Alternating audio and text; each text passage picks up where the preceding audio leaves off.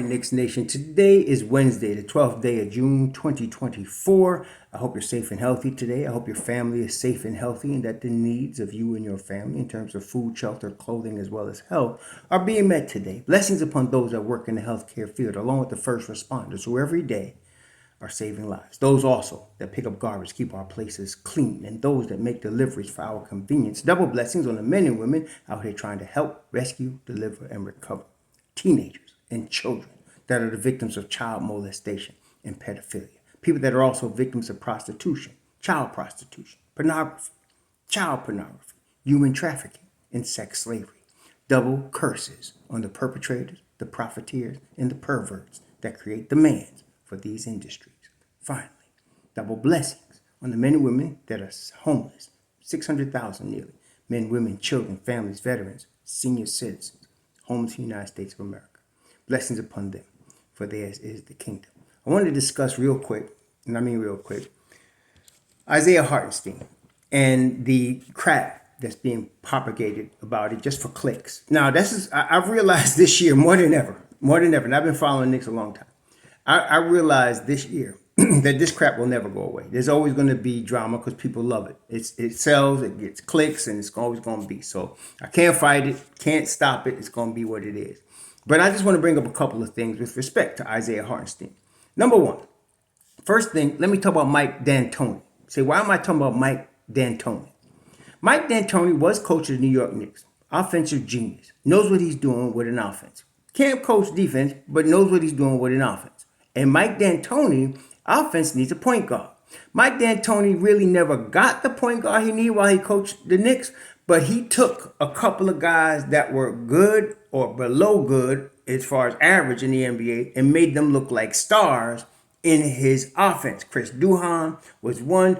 Ray Felton was another. In fact, he had Ray Felton for half a season before the trade for Carmelo Anthony, playing at what everybody knew to be an all-star level for the only time in his career. Why? Because it was based on the system that D'Antoni structured, the way he runs his offense, and how he uses the point guard. He had Linsanity going on because of his offense and how it was structured. Now, in those systems, these guys like Jeremy Lin, like Ray Felton, like Chris Duhon, looked much better than they would otherwise. In fact, if you follow everybody, those guys I just said, after their careers under D'Antoni, they were never the same because D'Antoni's system helped them. It's the same thing with Tom Thibodeau. 2 years ago, the Don went out and signed Isaiah Hartenstein. Okay? Prior to that sign, Isaiah Hartenstein had spent 2 years with the Denver Nuggets on a $3.4 million contract. His rookie deal was 3 years, $4 million. Then he went to Denver, 2 years, $3.38 million. Then he had a 1 year deal as a backup for the Clippers at 1.7 and was going to sign back for that money if they had taken him. But they didn't. Instead, they went and got John Wall, and you know what happened. So then they went and signed him for 2 years, $16 million. More money than Isaiah Hartenstein had ever seen in his life. And they signed him as a backup behind Mitchell Robinson. Now, Tom Thibodeau's defense is predicated on a rim protector. Mitchell Robinson is that rim protector, but as we know, Mitchell Robinson has had a problem and a history of injuries. So Mitchell Robinson's injury history is an issue. So they bring in Isaiah Hartenstein, who was really not really considered by anyone, including myself. I didn't see him on the radar. All of a sudden, in Tibbs' system, Mitch Rob gets hurt. Hartenstein becomes a monster. Okay? Not saying Hartenstein can't play, but you got to give credit to also the way Tibbs' defense is structured. Now, why do I bring that up? If, for example, the Oklahoma City Thunder are stupid enough to pay Isaiah Hartenstein $100 million, I still don't think that's going to happen. But if it did, the Knicks will get somebody else. They will get somebody else in here. Look, I want to show you, and I'm trying to tell you, they don't have to be superstar. They don't have to be a superstar. They don't. All they have to do is be able to read a defense, be veteran enough, savvy enough, as for example Hartenstein is, to call out defenses, have enough of a motor on the NBA level, because if they're in the league, they should, to be able to do what Tibbs asks. And it'd be nice if they had some length and some size to them, like a 7 foot tall. So looking at the free agent market, right? Just looking at the free agent market, there are a ton of guys that can fit that in Tibbs' defense. Okay? Ton of guys.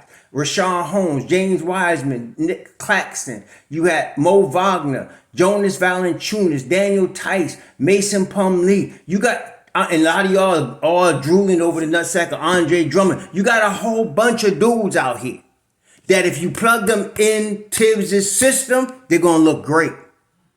Okay, Hartenstein in the NBA, it's a star-driven league, so they like to make people into stars. This happens especially in New York. Hartenstein's a backup center that turned into a so-called star under Tibbs.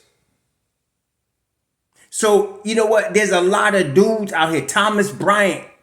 There's a lot of dudes out here that could fit the mold. Not all of them do, but I'm saying you need a couple of things. You need a guy with a motor, a guy that's available, right? That's not hurt a lot.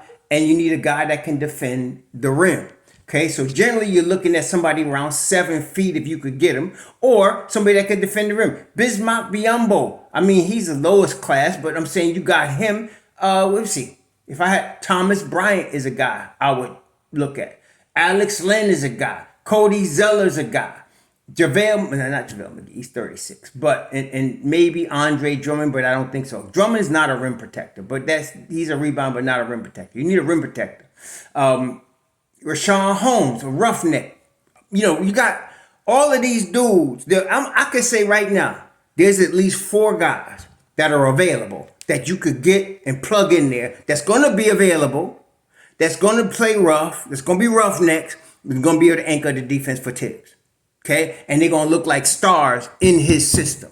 All right? So I'm not worried for 2 major reasons. I'm not worried about Isaiah Hartenstein. Number one, I can't believe he would walk away from a team one game away from the Eastern Conference Finals. He's the starting center on that team.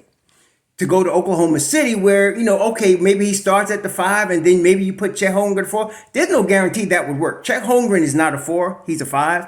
So I don't know, whatever. But I still think that's a bunch of garbage and I'm not buying it. So then the second reason, of course, is Tibbs could take a dude that's available, healthy, tough, and got a motor, and there's a lot of them, and make them into the next Isaiah Hartenstein.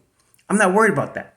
Y'all shouldn't either. But then again, I can't waste my breath because some of y'all got sense. Some of y'all just like drama, and you're going to run with the drama regardless of what I say. So go ahead. What they say. What does Big Perk say? Carry on. Y'all enjoy your Wednesday. So